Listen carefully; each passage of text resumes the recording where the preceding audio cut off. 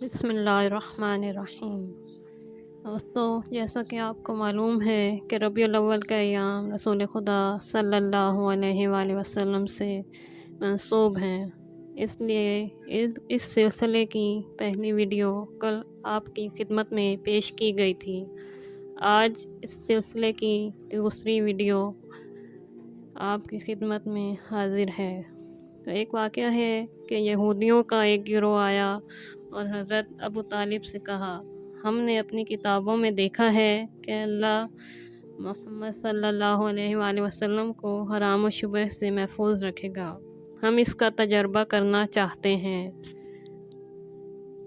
پھر ایک مرغ پکا کر اس مجمع میں لائے جہاں قریش کی ایک جماعت اور آن حضرت موجود تھے، اور سب کے سامنے رکھ دیا۔ قریش نے مل کر کھایا، لیکن آن حضرت نے اس کی طرف ہاتھ بھی نہ بڑھایا۔ لوگوں نے پوچھا، آپ کیوں نہیں کھاتے؟ فرمایا، یہ حرام ہے اور خدا مجھے حرام سے محفوظ رکھتا ہے۔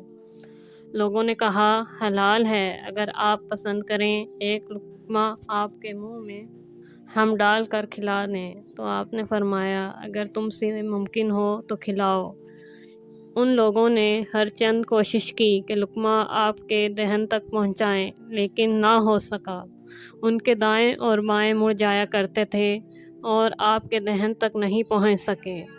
پھر دوسرا مرغ لایا گیا، جب آپ نے اس میں سے لقمہ اٹھایا تو وہ لقمہ گر گیا، تو آپ صلی اللہ علیہ وآلہ وسلم نے فرمایا، یہ مال شبہ سے ہے، میرا خدا مجھے اس سے بھی محفوظ رکھتا ہے۔ دوسروں نے پھر کوشش کی کہ لقمہ آپ کے دہن اقدس تک پہنچائیں، مگر نہ پہنچا سکے۔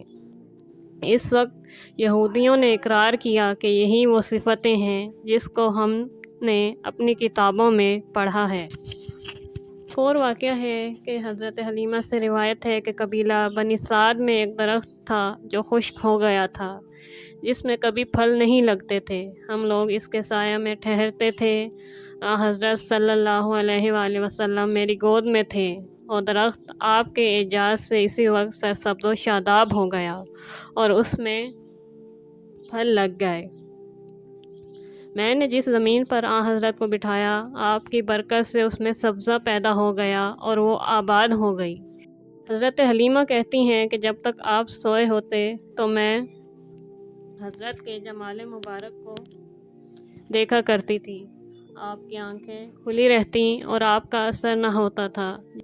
جب تک آپ ہمارے ساتھ تھے، ہماری کوئی آرزو ایسی نہ تھی جو پیدا ہوئی ہو اور دوسرے دن پوری نہ ہو گئی ہو۔ اسی طرح ایک اور واقعہ ہے کہ ایک دفعہ ایک دن ایک بھیڑیا بکری کا ایک بچہ پکڑ کے لے گیا۔ میں بہت رنجیدہ ہوئی۔ پھر میں نے دیکھا کہ آپ نے اپنا منہ آسمان کی طرف بلند کیا۔ اچانک وہ بھیڑیا اس بچے کو لا کر میرے پاس ڈال دیا۔ ہمیشہ ایک بادل آپ صلی اللہ علیہ وآلہ وسلم کے سر پر دھوپ میں سایہ کیے رہتا، اور سخت بارش میں ایک قطرہ پانی کا آپ پر نہ گرتا۔ جب تک آپ ہمارے ساتھ تھے، ہم پر سردی و گرمی کا اثر نہ ہوا۔ ہمیشہ ہمارے خیمے سے آسمان تک نور بلند رہتا تھا۔ جب کبھی میں چاہتی کہ آپ صلی اللہ علیہ وآلہ وسلم کا سر دھوؤں تو دیکھتی کہ کسی نے پہلے سے دھو رکھا ہے، اور جب چاہتی کہ آپ کا لباس بدلوں تو آپ صلی اللہ علیہ وآلہ وسلم کے کپڑے تبدیل کیے ہوئے ملتے، اور حضرت نئے کپڑے پہنے ہوئے ہوتے۔ اسی طرح ایک اور روایت ہے، امام محمد باقر علیہ السلام سے روایت ہے کہ جب حضرت 22 مہینے کے ہوئے، آپ کی آنکھیں آشوب کر آئیں۔ حضرت عبد المطلب نے ابو طالب سے کہا کہ ایک راہب طبیب کے پاس لے جائیں جو جفہ میں رہتا ہے۔ حضرت ابو طالب آپ کو اس کے گھر تک لائے اور اس کے دروازے پر پہنچ کر آواز دی۔ راہب نے دیکھا کہ اس کا گھر نور سے معمور ہو گیا اور فرشتوں کی آواز اس کے کانوں میں سنائی دینے لگی۔ اس نے پوچھا، آپ کون ہیں؟ فرمایا، میں ابو طالب بسر عبد المطلب ہوں، اپنے بھتیجے کو لایا ہوں کہ اس کی آنکھ کا علاج کریں۔ راہب نے پوچھا، وہ کہاں ہے؟ فرمایا، اس گہوارے میں دھوپ سے حفاظت کے لیے بٹھا رکھا ہے۔ راہب نے کہا، کھولو میں دیکھوں۔ جب گہوارے سے پردہ اٹھایا اور ایک نور چمکا، راہب ڈر گیا اور کہا، گرا دو، اور کہا میں خدا کی وحدانیت کی گواہی دیتا ہوں اور شہادت دیتا ہوں کہ خدا کی قسم تو پیغمبر خدا ہے، تو ہی وہ ہے جس کی خدا نے توریت و انجیل، موسیٰ اور عیسیٰ کی زبانی خوشخبری دی ہے۔